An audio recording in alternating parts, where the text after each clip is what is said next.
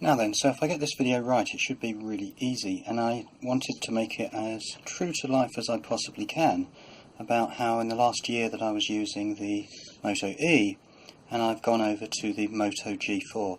Not about the devices, about the reasoning why these decisions were made. So the first thing to do is just get an idea of what we had, and this is the box for the Moto E, and you can see in comparison the box for the Moto G won't even fit onto this screen. So what we're looking at in reality, and we're going to get to the other fiddly bits in a moment, is the comparison between these two.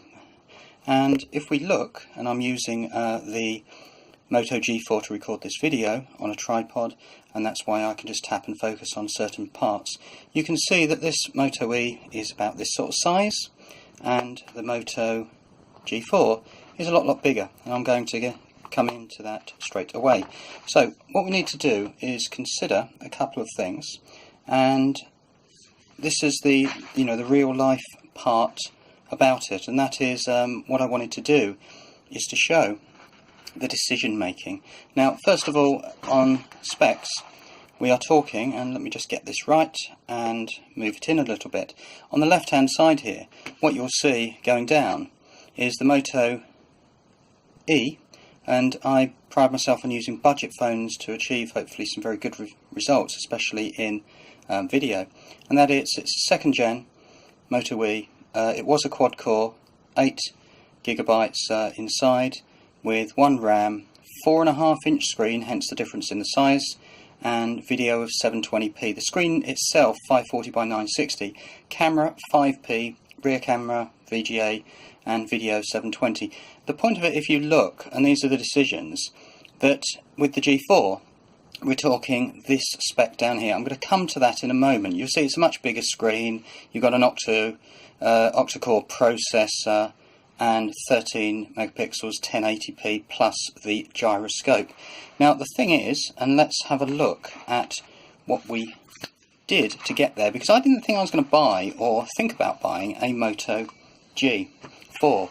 Now if you have a look, and this is the considerations I was going through, and the reason I wanted to share this so, should we say, so passionately, and that is that in real life I wasn't sure, and quite honestly I was going to stick with the Moto E for a long time. So when I started to look, we said to ourselves at this point, well, what about the E3? And I looked to see down here what that spec was. I think I might scan these and put them on the blog post later if people are interested, but the point of it is I thought, okay, fine, if I got the Moto E3, then in terms of specification going up, I don't think there was a terrific amount that I'm going to gain. I'm not going to gain any 720p video. It's the same as the Moto E. So moving along, because I don't want this to be a long video at all, I started to circle the parts in here which I thought were quite interesting. Oh, that's the wrong colour, isn't it?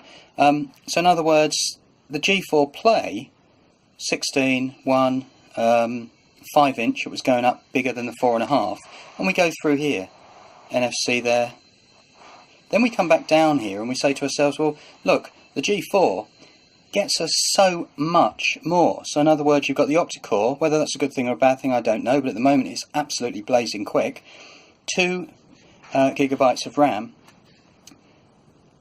5.5-inch screen, which is pretty big. Remember, that's the same size as some of the bigger phones, and the 1080p video, and that is it. So the final part, and this is the final part of this video, I'm saying that because I'm conscious of moving time along, and that is, if we look, and this is where I wanted to get with some ideas about budget, and that is, if I come out and I look at this, and first of all, down here, look, what we've got here is I wanted to look to see where the price point, this is pay-as-you-go in the UK, that the G4 comes in. And if you look at these arbitrary prices, I certainly didn't pay that for it. It's a lot cheaper than, I managed to get a deal for that. But the point is if we go up, and these are general Android phones, that you can come up and you can see that 159, call it 160, all the way up, look, a Samsung S7 639.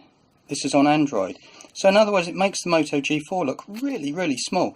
On this one, if I wanted to go and buy the Moto E, which you'll see, I think that was about 90 UK. It's, something very you know, skinny in terms of price. Then I wanted to develop this thing called a factor that I wanted to work on, and this is the final conclusion to this video, and that is that, let me just bring it in a tiny bit so you can see.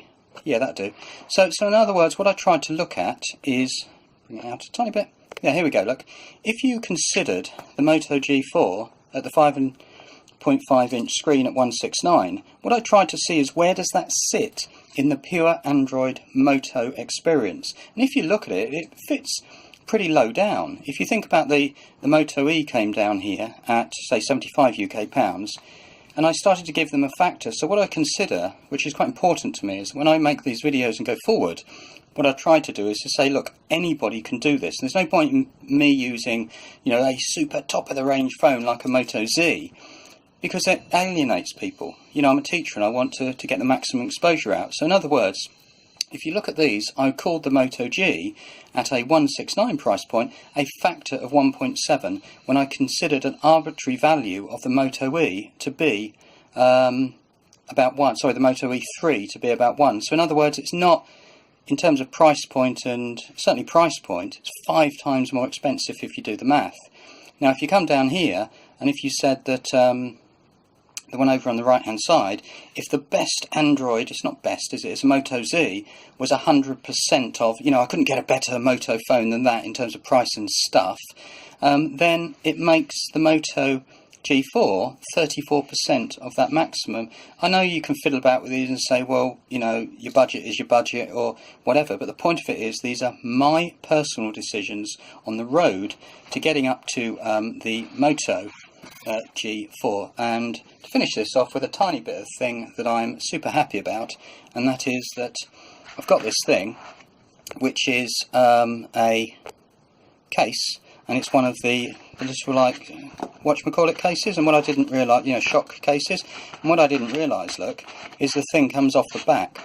So what you have is that it comes off, and then you stick the phone, you know, in here, then you turn it over, and the final part is where you fix this and click this on. So again, this was, and I'm going to shatter everybody's illusions here because they're not expensive things, are you? That was £3 UK pounds, which came from eBay, as was, quite honestly, wherever it's gone under here, the other one, which I'm not really super using at the moment, which is this thing here, which is the you know, standard sort of thing. So look, there you go, that's my decisions, reasoning, call it what you want, going from the Moto E over to the Moto G4. Have a lovely day.